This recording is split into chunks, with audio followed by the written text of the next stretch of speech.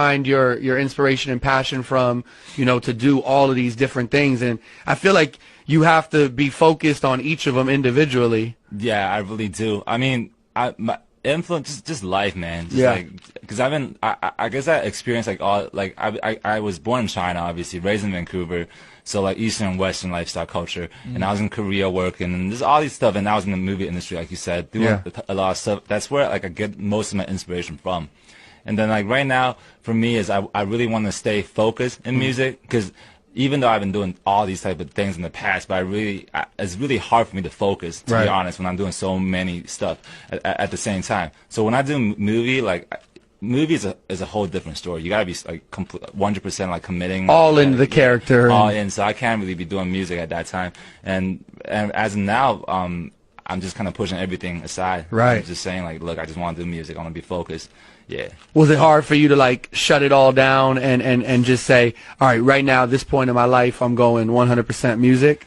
Yeah. Because I'm sure the phone's ringing off the hook, bro. Like all the opportunities are coming in. Exactly. It's just, you know, you just gotta give away some things. You can't have everything. You gotta be like selective about the stuff that you do. And for me, like, as of now, like, I feel like it's kind of important for me too to kind of like really do the stuff that I feel like are the things that I want to do, because there's so many things coming at me. I can't be doing all that. Yeah. You know? Right. Yeah. Right. Yeah. Now you have a single out right now with Travis Scott called "Deserve," which we're going to talk about. Yeah. We're going to talk about. But what was the like your first passion? Was it acting? Was it music or something else? Basketball. Basketball? Yeah. Okay. I'm a diehard Kobe fan, man. Yo, you fit in perfect. Yeah. You hate the Clippers?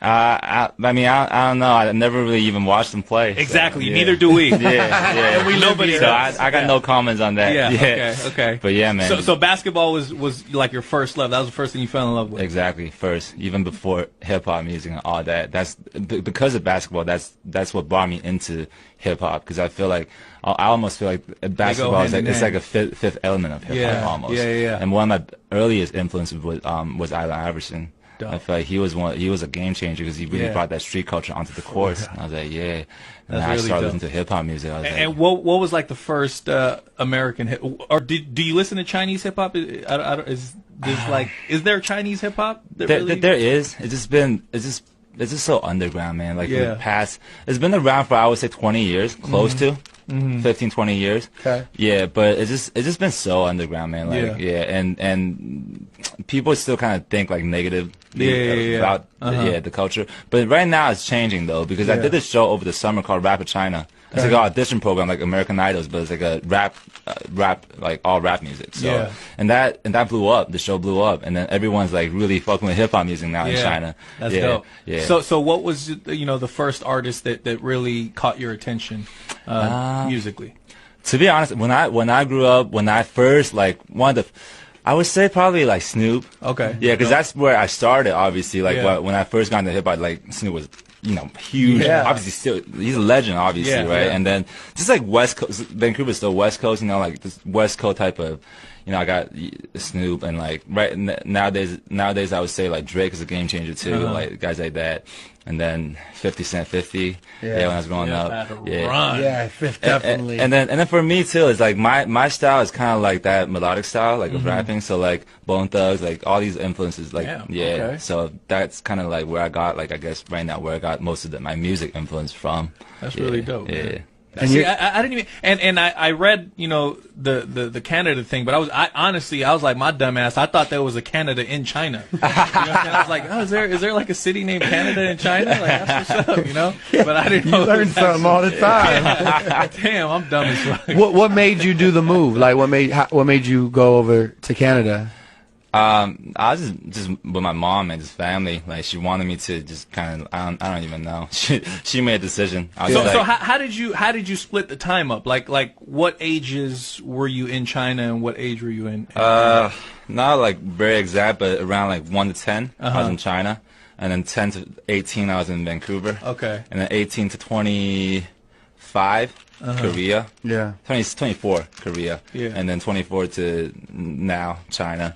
LA, yeah. Man, you've seen a lot. You've seen a lot of places. I'm moving a lot when I was young. Yeah. And so everything started for you when you were in Canada, or did it start Like when did everything start bubbling for you? For me, like, it's probably in Korea. That's where I started this whole entertainment thing. Yeah. So in Korea, around the age of, I think, 20, 22. Okay. Yeah. Dope. No, I was just gonna say, moving, back to the song with Travis Scott. How did the collaboration come about with you two to work together?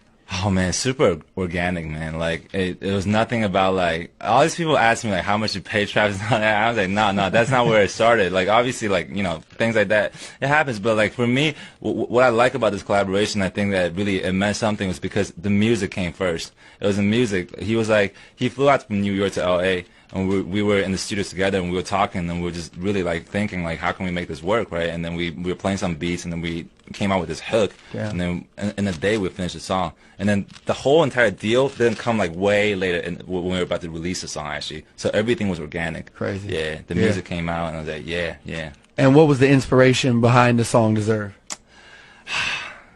Good question. I don't know. It's a song for the girls, man. Right. Yeah. Ladies. For the ladies. You and Trav in the studio. He said it's a song for the girls. He looked right over at the ladies. Y'all hear me? Y'all hear me? Yeah, just gotta show the love. That's right. That's right. Where has there been a place you've lived or visited where you just is like your favorite place? I want to say like for the women, man. Like where do you feel the hottest ladies are? China. Not what, but out here too. I mean, all respect, but I've never been to China, so I haven't been to China either. I want to know what it's like looking like out there. But for me, like I really think like I don't know, just beautiful women everywhere, to be honest, man. Like I don't know I've been to so many places and I've seen beautiful girls like they're everywhere. Yeah, exactly. They're everywhere. Yeah. So looking at your Instagram, man, there's you're surrounded by a bunch of amazing people. For real. If we look through your text messages, who is the last celebrity that you sent the text message to? Vin Diesel. Wow. Yeah. Why? I was talking to him this morning. What's that conversation like? He was like, "Yo, bro, you still in town?" I was like, "Yeah, I'm still in town, but I'm actually in the